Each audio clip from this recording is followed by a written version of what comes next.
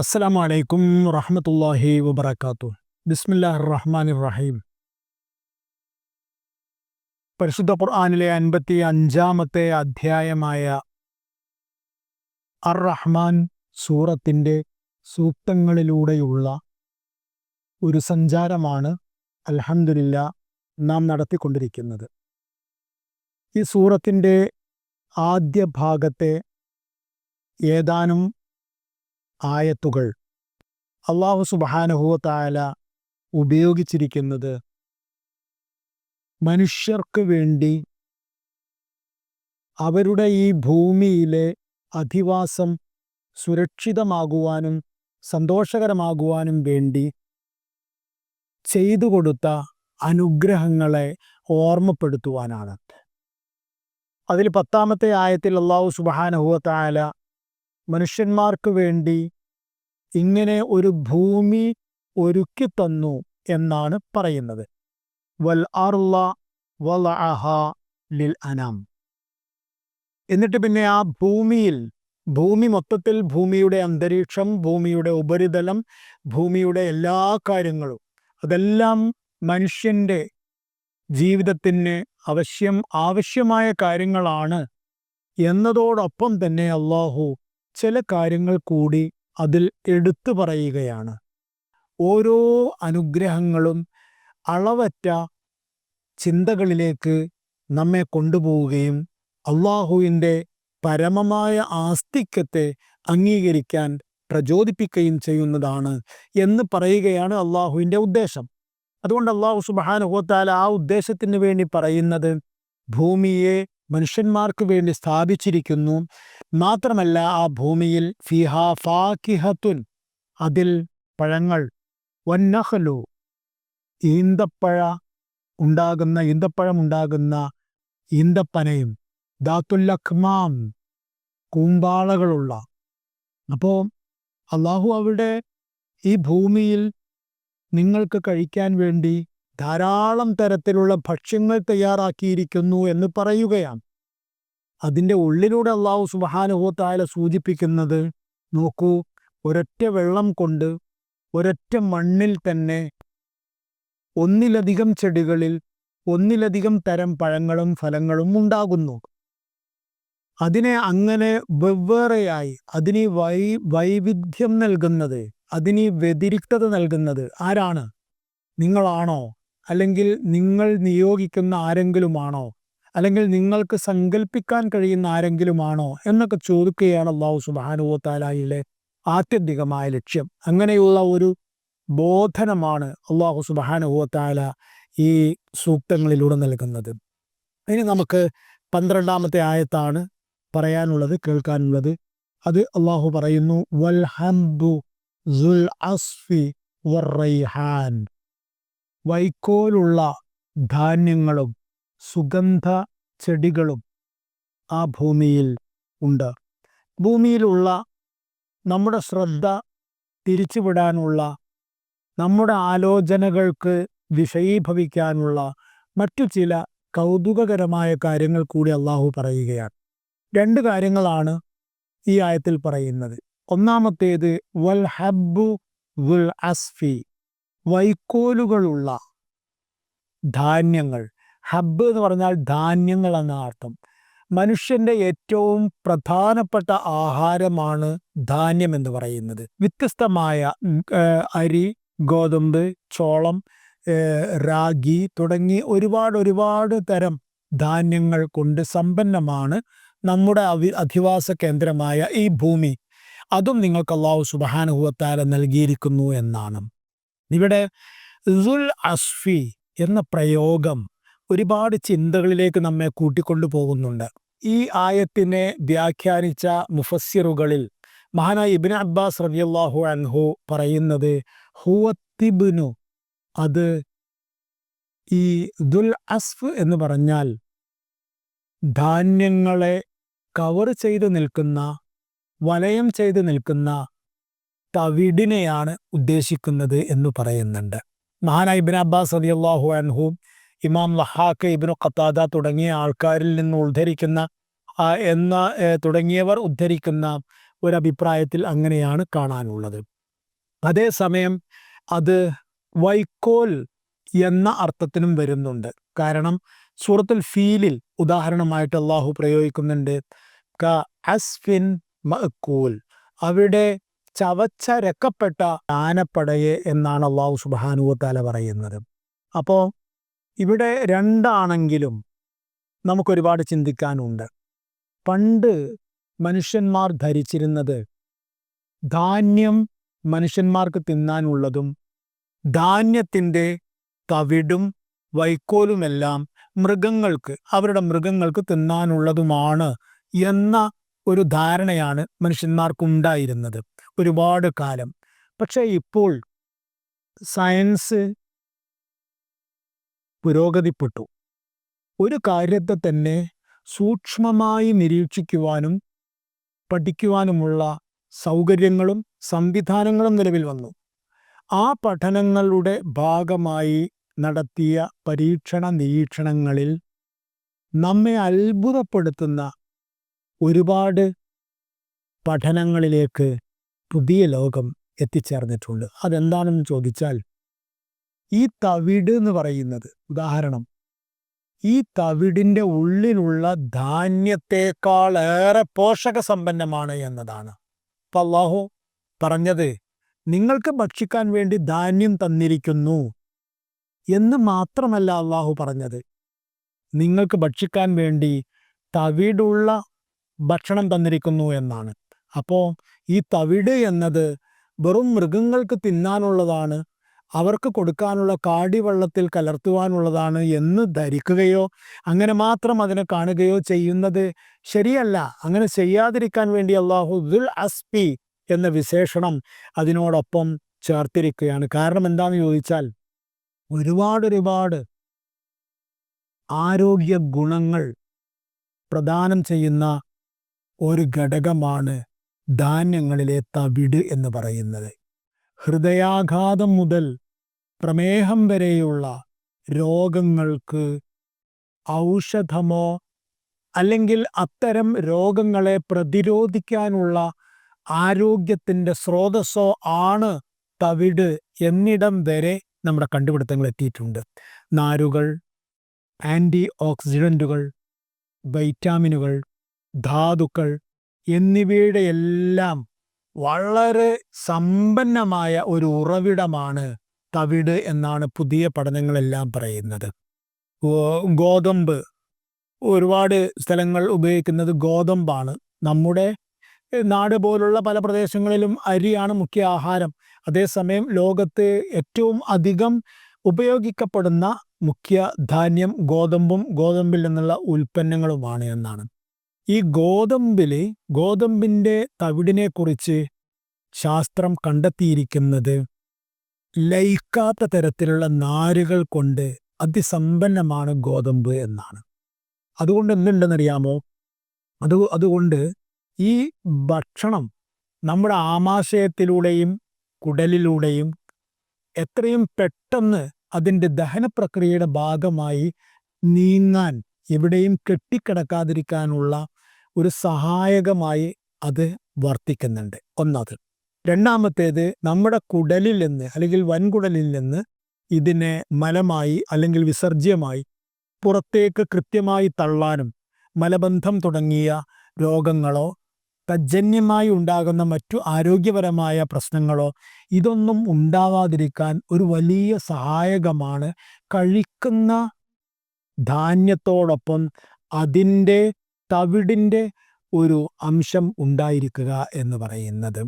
അതുപോലെ തന്നെ സ്ത്രീകളെ സംബന്ധിച്ചിടത്തോളം സ്തനാർബുദം, അതിനെ പ്രതിരോധിക്കാനുള്ള പ്രധാനപ്പെട്ട ആൻറ്റി ഓക്സിഡൻറ്റുകൾ കൊണ്ട് സമ്പന്നമാണ് ഈ തവിട് എന്ന് പറയുന്നുണ്ട്. രോഗങ്ങൾ, വൻകുടലിലെ ക്യാൻസർ തുടങ്ങിയവ ഉടനെ നിരവധി തരം ക്യാൻസറുകൾക്കെതിരെ ഗോതമ്പ് തവിടും അതോടൊപ്പം അരിയുടെ തവിടും എല്ലാം വലിയ ഗുണം ചെയ്യുമെന്ന് പറയുന്നു. എന്ന് പറഞ്ഞാൽ ഈ രോഗങ്ങൾ ഏതെങ്കിലും ഉണ്ടായാൽ, എല്ലാ രോഗങ്ങളെ അല്ലാഹു നമ്മെ കാത്ത് സംരക്ഷിക്കുമാറാവട്ടെ, പ്രാർത്ഥിക്കുന്നതോടൊപ്പം ഇങ്ങനെ എന്തെങ്കിലും രോഗങ്ങൾ ഉണ്ടായാൽ ആ രോഗം മാറാൻ തവിട് കഴിച്ചാൽ മതി എന്നല്ല ഈ പറയുന്നതിൻ്റെ അർത്ഥം. മറിച്ച് ക്രമാനുഗതമായി ധാന്യം കഴിക്കുമ്പോൾ ആ ധാന്യത്തോടൊപ്പം അതിൻ്റെ തവിടും കൂടി നാം ഉൾപ്പെടുത്തി കഴിക്കുന്നുണ്ട് എങ്കിൽ ഈ പറഞ്ഞ തരത്തിലുള്ള വലിയ വലിയ രോഗങ്ങൾ വരാനുള്ള സാധ്യത വളരെ കുറവാണ് എന്നാണ്. മാത്രമല്ല, ഇന്ന് വ്യാപകമായി മനുഷ്യന്മാർ നേരിട്ടുകൊണ്ടിരിക്കുന്ന ചെറിയ ചെറിയ പ്രശ്നങ്ങളുണ്ട്. സത്യത്തിൽ അത് ചെറിയ പ്രശ്നമല്ല, ഇത് വലിയ പ്രശ്നം തന്നെയാണ്. കൊളസ്ട്രോൾ ഒരു ഉദാഹരണം പറയാം. 2023 ഒരു ശാസ്ത്രീയ അവലോകനത്തിൽ പറയുന്നത് ഈ തവിട്, രക്തസമ്മർദ്ദം, അതുപോലെ തന്നെ മോശം കൊളസ്ട്രോൾ ഉണ്ടല്ലോ, അതായത് LDL എന്നൊക്കെ നമ്മൾ പറയുന്ന, ഇതെല്ലാം കുറക്കാനുള്ള പല ഘടകങ്ങളും പല സഹായക ഘടകങ്ങളും കൊണ്ട് സമ്പന്നമാണ് എന്നാണ്. അതേപോലെ തന്നെ ഹൃദയാഘാതം, പക്ഷാഘാതം തുടങ്ങിയ ക്ഷണികമായ അപകടങ്ങൾ, അതുപോലെ തന്നെ അങ്ങനെയുള്ള രോഗങ്ങൾ, ഇന്ന് മനുഷ്യരാശി വ്യാപകമായി നേരിട്ടുകൊണ്ടിരിക്കുന്ന രോഗങ്ങൾ, ഈ രോഗങ്ങളെയെല്ലാം ഫലപ്രദമായി തടഞ്ഞു നിർത്താൻ അല്ലെങ്കിൽ അത് വരാതിരിക്കാനുള്ള ഒരു ഒരു ഒരു ശക്തി ഈ ധാന്യങ്ങളുടെ, പ്രത്യേകിച്ച് ഇതിൻ്റെ ആവരണം, ഈ ആവരണത്തിനാണ് നമ്മൾ തവിട് എന്ന് പറയുന്നത്. ഈ ധാന്യത്തെ അള്ളാഹു ആ ആവരണം കൊണ്ട് ആവരണം ചെയ്തു വെച്ചിരിക്കുകയാണ്. അവിടെ തന്നെ നമ്മൾ ശ്രദ്ധിക്കേണ്ടതുണ്ട്, പഴങ്ങൾക്കുമുണ്ട് ആവരണം, മിക്ക ഭക്ഷ്യവസ്തുക്കൾക്കും ആവരണമുണ്ട്. അതെന്തിനു വേണ്ടിയാന്ന് ചോദിച്ചാൽ, ഈ അന്തരീക്ഷത്തിലാണല്ലോ ഈ ധാന്യങ്ങളും ഭക്ഷ്യവസ്തുക്കളും എല്ലാം വളരുന്നത്. അത് വളർന്നു വരുമ്പോൾ അന്തരീക്ഷത്തിൽ ഉണ്ടാകുന്ന പ്രതികൂലമായ ബാക്ടീരിയകളോ കാലാവസ്ഥാ വ്യതിയാനങ്ങളോ ഒന്നും അതിനെ പ്രതികൂലമായി ബാധിക്കാതിരിക്കാൻ വേണ്ടിയാണ് അല്ലാഹു സുബ്ഹാനഹു വ തആല ഇത്തരത്തിലുള്ള തൊലികൾ നൽകിയിരിക്കുന്നത്. അതിൽ തൊലി പറിച്ച് ഒഴിവാക്കി അകത്തേത് മാത്രം കൃത്യമായി കഴിക്കാൻ കഴിയുന്ന ഓറഞ്ച് പോലുള്ള വസ്തുക്കളുണ്ട്. അതേസമയം തൊലി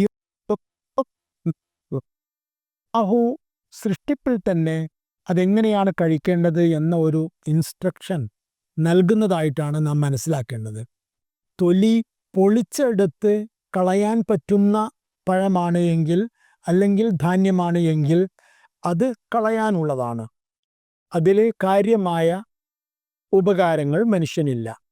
അതേസമയം ധാന്യത്തോടോ പഴത്തോടോ ഒട്ടിച്ചേർന്ന് നിൽക്കുന്ന ആപ്പിളിൻ്റെ തൊലി പോലെ, അല്ലെങ്കിൽ നെല്ലിൻ്റെ തവിട് പോലെ, ഗോതമ്പിൻ്റെ തവിട് പോലെ അത് ആണ് എങ്കിൽ അത് സത്യത്തിൽ കളയാനുള്ളതല്ല എന്ന ഒരു മെസ്സേജാണ് സൃഷ്ടാവിൻ്റെ ഭാഗത്തിൽ നിന്നുള്ളത് എന്ന് വേണമെങ്കിൽ നമുക്ക് മനസ്സിലാക്കാൻ കഴിയും. മാത്രമല്ല, നമ്മുടെ ആന്തരിക ആരോഗ്യത്തെ നമ്മളെപ്പോഴും വലിയ പ്രതിസന്ധികൾ നേരിടുന്നത് നമ്മുടെ ആന്തരിക ആരോഗ്യത്തിൻ്റെ പേരിലാണ്. അതിൽ തവിട് കളയാത്ത അരി, അതായത് ബ്രൗൺ റൈസ് എന്നൊക്കെ പറഞ്ഞ് മാർക്കറ്റിൽ വിൽപ്പനക്കുള്ള അതിലുള്ള നാരുകൾ, അതിലുള്ള മഗ്നീഷ്യത്തിൻ്റെ സ്വാധീനം, അതിലുള്ള മറ്റു ധാതുക്കൾ, ഇതെല്ലാം നമ്മുടെ ആന്തരിക അവയവങ്ങളെ പുനരൂർജപ്പെടുത്താൻ കഴിയുന്നു, കൊളസ്ട്രോൾ കുറയ്ക്കുന്നു, മാത്രമല്ല ദഹന ആരോഗ്യം വർദ്ധിപ്പിക്കുന്നു. നോക്കൂ, നമ്മൾ കുട്ടികളാകുമ്പോൾ, കൗമാരക്കാരാകുമ്പോൾ നമ്മൾ എന്തും വാരി വലിച്ച് തിന്നേക്കും. അതുപോലെ തന്നെ യൗവനത്തിൻ്റെ ആദ്യഘട്ടത്തിലും നമ്മൾ എന്തും അനായാസം കഴിക്കും. കാരണം നമ്മുടെ ആന്തരിക അവയവങ്ങൾ ഹെൽത്തിയാണ്, ആരോഗ്യമുള്ളതാണ്. അതുകൊണ്ട് തന്നെ നമ്മൾ കഴിക്കുന്ന ഭക്ഷ്യങ്ങൾ എത്ര പ്രതികൂലമാണെങ്കിലും, എത്ര ഘനമുള്ളതാണെങ്കിലും അതിനെ ദഹിപ്പിച്ചെടുക്കാനുള്ള ഒരു ആന്തരികമായ ശക്തി ആ ആന്തരിക അവയവങ്ങൾക്കുണ്ടായിരിക്കും. പക്ഷേ നമ്മൾ പ്രായമാകുമ്പോൾ അങ്ങനെയല്ല. പ്രായമാകുന്നതിനനുസരിച്ച് നമ്മുടെ ആന്തരിക അവയവങ്ങളുടെ ബലം കുറയും, അതിൻ്റെ പ്രവർത്തനക്ഷമത കുറയും. അങ്ങനെ വരുമ്പോൾ നമ്മൾ കഴിക്കുന്ന ഭക്ഷണത്തിൽ ഇത്തരത്തിലുള്ള തവിടിൻ്റെ അംശം തുടങ്ങിയവ തീർച്ചയായും ഉൾപ്പെടുത്തിയിരിക്കണം. അത് ഉൾപ്പെടുത്തിയാൽ നമ്മുടെ നേരത്തെ പറഞ്ഞ പോലെ ഈ ഭക്ഷണങ്ങളുടെ മൂവ്മെൻറ്റ്, അതിൻ്റെ നീക്കം, അതിനെ പ്രോട്ടീനായിട്ടും വിസർജ്യമായിട്ടും മാറ്റുന്ന, സെഗ്രിഗേറ്റ് ചെയ്യുന്ന ആ പ്രക്രിയയൊക്കെ എളുപ്പമാവുകയും അകത്ത് ഒന്നും എവിടെയും ഒരു കാരണത്താലും കെട്ടിക്കിടക്കുകയും ചെയ്യാത്തൊരു സാഹചര്യം വരും. അങ്ങനെയാണ് മലബന്ധം തുടങ്ങിയതൊക്കെ ഒഴിവാകും. പിന്നെ അതേപോലെ തന്നെ ശരീരഭാരം ഇന്ന് വലിയൊരു പ്രശ്നമാണത്. തവിടിലെ നാരുകൾ ദഹിക്കാൻ കൂടുതൽ സമയമെടുക്കുന്ന ഒരു വസ്തുവാണ്. അതുകൊണ്ട് തന്നെ നമുക്ക് പെട്ടെന്ന് വിശപ്പ് തോന്നില്ല. അതായത് തവിട് ചേർന്ന ഭക്ഷണം നാം കഴിക്കുകയാണ് എങ്കിൽ നമുക്ക് താരതമ്യേന കുറച്ചുകൂടി വിശപ്പിനെ അതിജീവിക്കാൻ കഴിയും. അതിജീവിക്കാൻ കഴിയുമെങ്കിൽ ഭക്ഷണത്തെയും അമിതമായ ഭക്ഷണമാണല്ലോ അമിതമായ പൊണ്ണത്തടി തുടങ്ങിയ പ്രശ്നങ്ങളിലേക്ക് കൊണ്ടുപോകുന്നത്. സമയത്തും അസമയത്തും ആവശ്യത്തിനും ആവശ്യമില്ലാതെയും അമിതമായി ഭക്ഷിക്കുന്നത് കൊണ്ടാണ് ഈ ശരീരഭാരം വർദ്ധിക്കുന്നതും പൊണ്ണത്തടി തുടങ്ങിയതൊക്കെ ഉണ്ടാകുന്നതും. അതേസമയം നമ്മൾ തവിട് കലർന്ന ഭക്ഷണമാണ് കഴിക്കുന്നത് എങ്കിൽ വിശപ്പിനെ റെസിസ്റ്റ് ചെയ്യാനുള്ള, പ്രതിരോധിക്കാനുള്ള, തടഞ്ഞു നിർത്താനുള്ള ശേഷി കൂടുതലായി ഉണ്ടാകും. അത് നമുക്ക് തീർച്ചയായിട്ടും അങ്ങനെ ഡയറക്റ്റായിട്ട് എന്ന് പറയാൻ കഴിയില്ലെങ്കിൽ പോലും ഡയറക്റ്റായിട്ടും ഇൻഡയറക്റ്റായിട്ടും ഇങ്ങനെ ഒരുപാട് ഗുണങ്ങൾ നൽകുന്നുണ്ട്. അതുകൊണ്ട് തന്നെ അല്ലാഹു സുബ്ഹാനഹു വ തആല ആ പ്രയോഗിച്ച പ്രയോഗം നമ്മുടെ സജീവമായ ശ്രദ്ധ ആകർഷിക്കുന്നുണ്ട്. കാരണം വൽ ഹബ്ബു വർ റൈഹാൻ, നിങ്ങൾക്ക് തിന്നാൻ ധാന്യങ്ങളും തന്നു, സുഗന്ധച്ചെടികളും തന്നു എന്ന് പറയാമായിരുന്നിട്ടും അള്ളാഹു വൽ ഹബ്ബു ദുൽ അസ്ഫി എന്ന് പറയുന്ന വൈക്കോലാണെങ്കിൽ അത്, തവിടാണെങ്കിൽ അത്, നമ്മൾ മൃഗങ്ങൾക്ക് വേണ്ടി മാറ്റിവെക്കുമായിരുന്ന അതുള്ള ധാന്യം എന്ന് എടുത്തു പറഞ്ഞിരിക്കുന്നത് അതിൽ നിങ്ങൾക്ക് ഒരുപാട് ആരോഗ്യദായകമായ ഘടകങ്ങൾ ഉണ്ട് എന്ന ഒരു കാര്യം സൂചിപ്പിക്കാൻ വേണ്ടിയാണ്. അതുകൊണ്ട് തന്നെ പിന്നെ ഈ ആയത്തിലെ ദുൽ അസ്ഫി എന്ന പ്രയോഗം അങ്ങനെ ഒരു ചിന്തയിലേക്ക് നമ്മെ കൊണ്ടുപോകുന്നു എന്ന് പറയുമ്പോൾ തന്നെ നമ്മൾ കാണേണ്ട മറ്റൊരു കാര്യമുണ്ട്. എന്താണെന്ന് ചോദിച്ചാൽ, മഹാനായ റസൂലുള്ളാഹി സ്വല്ലല്ലാഹു അലൈഹി വസല്ലം തങ്ങളുടെ തീൻ മേശപ്പുറം, അത് നമ്മൾ ഇത് പഠിക്കുമ്പോൾ അല്ലെങ്കിൽ ഇത് വായിക്കുമ്പോൾ ഇത് കേൾക്കുമ്പോൾ നമ്മൾ ശ്രദ്ധിച്ച് പോകും. എന്താ കാരണം എന്ന് വെച്ചാൽ, മഹാനായ റസൂലുള്ളാഹി സ്വല്ലല്ലാഹു അലൈഹി വസല്ലം തങ്ങൾ റൊട്ടിയാണ് കഴിക്കാറുണ്ടായിരുന്നത്. അറേബ്യയിലെ ആ കാലത്തെ മുഖ്യ ഭക്ഷണം അതായിരുന്നു, റൊട്ടിയായിരുന്നു. റൊട്ടി അവർ ഗോതമ്പ് കൊണ്ടോ യവം കൊണ്ടോ ആണ് ഉണ്ടാക്കിയിരുന്നത്. അവിടെ അതുണ്ടാക്കുന്നതിൽ 2 രീതികൾ വ്യാപകമായി ഉണ്ടായിരുന്നു എന്ന് ഹദീസുകൾ വായിക്കുമ്പോൾ നമുക്ക് കാണാൻ കഴിയും. മഹാനായ നബി സല്ലല്ലാഹു അലൈഹി വസല്ലം തങ്ങൾ അതിൽ കഴിച്ചിരുന്നത് മഹാനായ സഹൽ ബിൻ സഅദ് റളിയല്ലാഹു തആല അൻഹുവിൽ നിന്ന് ഉദ്ധരിക്കപ്പെടുന്ന, മഹാനായ ഇമാം ബുഖാരി റഹ്മത്തുള്ളാഹി ഉദ്ധരിക്കുന്ന ഹദീസിൽ പറയുന്നുണ്ട്. എന്ത്? കാന യഅ്കുലു ഖുബ്സ ശഈരി ഗൈറ മൻഖൂലിൻ. ഇത് നമ്മൾ ആ ബാബുകൾ അവിടെ പഠിക്കുമ്പോൾ ഒരു പക്ഷേ ശ്രദ്ധിച്ചിട്ടുണ്ടാവില്ല. പക്ഷേ ദുൽ അസ്ഫി എന്ന വ്യാഖ്യാനം പഠിക്കുമ്പോൾ നമ്മുടെ ശ്രദ്ധയിലേക്ക് അത് തീർച്ചയായും കടന്നു വരികയും ചെയ്യും. ഹബീബായ മുസ്തഫ സല്ലല്ലാഹു അലൈഹി വസല്ലമ തങ്ങൾ സാധാരണ കഴിക്കാറുണ്ടായിരുന്നത് ഗൈറു മൻഖൂൽ എന്ന് പറഞ്ഞാൽ തവിട്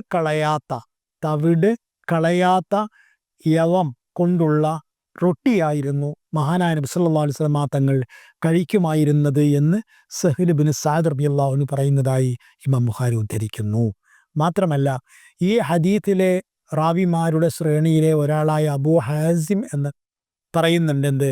സഅൽതു സഹ്ല ബിൻ സഅദിൻ, ഞാൻ സഹ്ൽ ബിൻ സഅദ് റളിയല്ലാഹു അൻഹുവിനോട് ചോദിച്ചു. അബൂ ഹാസിം സ്വാഭാവികമായും സഹാബി ആവില്ല, ശ്രേണിയിലെ ഒരു താബി ആയിരിക്കും. അദ്ദേഹം സഹാബിയായ നബി സല്ലല്ലാഹു അലൈഹി വസല്ലമ തങ്ങളുടെ ഭക്ഷണം കഴിക്കുന്ന രീതിയൊക്കെ നേരിട്ട് കാണാനുള്ള ഭാഗ്യം ലഭിച്ച സഹൽ ബിൻ സഅദ് റളിയല്ലാഹു തആല ചോദിക്കുകയാണ്, നബി സല്ലല്ലാഹു അലൈഹി വസല്ലമ തങ്ങൾ നഖിയായ ഖുബ്സ് തിന്നിട്ടുണ്ടോ, അല്ലെങ്കിൽ തിന്നുമായിരുന്നോ? നഖിയായ ഖുബ്സ് എന്ന് പറഞ്ഞാൽ ശരിക്ക് അരിച്ചെടുത്ത് തവിടെല്ലാം കളഞ്ഞ് ശുദ്ധമായ ഗോതമ്പിൽ ചുട്ടെടുക്കുന്ന റൊട്ടിയാണ്. ആ റൊട്ടി നബി തിന്നുമായിരുന്നോ എന്ന് ചോദിച്ചപ്പോൾ മഹാനായ സഹൽ ബിൻ സഅദ് റളിയല്ലാഹു അൻഹു പറയുന്നതായി ഇമാം ബുഖാരി റിവായത്ത് ചെയ്യുന്നു. മാ റഅ റസൂലുള്ളാഹി സ്വല്ലല്ലാഹു അലൈഹി വസല്ലം അൻ-നഖിയ മിൻ ഹീനി ഇബ്തഅസഹുല്ലാഹു ഹത്താ ഖുബിൽ. നബി സല്ലല്ലാഹു അലൈഹി വസല്ലം തങ്ങൾ വഫാത്താകുന്നത് വരേക്കും അത്തരത്തിലുള്ള റൊട്ടി കഴിക്കുമായിരുന്നില്ല. ഇതിൽ നിന്ന് നമുക്ക് മനസ്സിലാക്കാനുള്ള ഒരു കാര്യം ഇത് തന്നെയാണ്. മഹാനായ നബി സല്ലല്ലാഹു അലൈഹി വസല്ലം തങ്ങളുടെ സേവകന്മാരിൽ പ്രധാനിയായിരുന്ന അനസ് ബിൻ മാലിക് റളിയല്ലാഹു തആല അൻഹു പറയുന്നുണ്ട്, മാ അകല റസൂലുള്ളാഹി സ്വല്ലല്ലാഹു അലൈഹി വസല്ലം അലാ ഖവാൻ വലാ ഖുബ്സുൻ മുറഖഖ്. അതായത് നബി സല്ലല്ലാഹു അലൈഹി വസല്ലം തങ്ങൾ മുറഖഖായ ഖുബ്സ്, നേരിയ കനം കുറഞ്ഞ റൊട്ടി എന്ന് പറഞ്ഞാൽ കനം കുറഞ്ഞ റൊട്ടിയായി തീരുക, അല്ലെങ്കിൽ റൊട്ടി കനം കുറയുക അതിൽ തവിടിൻ്റെ അംശമില്ലാതിരിക്കുമ്പോഴാണ്. അപ്പം അതേപോലെ തന്നെ ഉമ്മൈമൻ റളിയല്ലാഹു തആല അൻഹ പറയുന്നുണ്ട്, നബി സല്ലല്ലാഹു അലൈഹി വസല്ലം തങ്ങൾക്ക് ഞങ്ങളുടെ നാട്ടിൽ ശീലമുണ്ടായിരുന്നൊരു നല്ല ഭക്ഷണം ഉണ്ടായി കൊണ്ടുവന്നു. അപ്പോൾ നബി സല്ലല്ലാഹു അലൈഹി വസല്ലം തങ്ങൾ പറഞ്ഞു, അല്ല, അത് പൊടിയൊന്നും അതിൻ്റെ തവിടൊന്നും കളയാതെ തന്നെ ഉണ്ടാക്കൂ എന്ന് പറഞ്ഞു എന്നാണ് പറയുന്നത്. ഏതായിരുന്നാലും പറഞ്ഞു വന്ന ഇതാണ്, വൽ ഹബ്ബു ദുൽ അസ്ഫി എന്ന് പറഞ്ഞ തവിടുള്ള വൈക്കോലുള്ള എന്ന ആ പരാമർശത്തിൽ ചിന്തയുണ്ട്, ചിന്തിക്കാനുള്ള കാര്യമുണ്ട്. കാരണം അതിൽ മനുഷ്യന്മാർക്ക് ഉപകാരമുള്ള ഘടകങ്ങൾ ഉണ്ട് എന്നാണ് സൂചിപ്പിക്കുന്നത്. വസ്സലാമു അലൈക്കും വറഹ്മത്തുള്ളാഹി വബറകാതുഹു.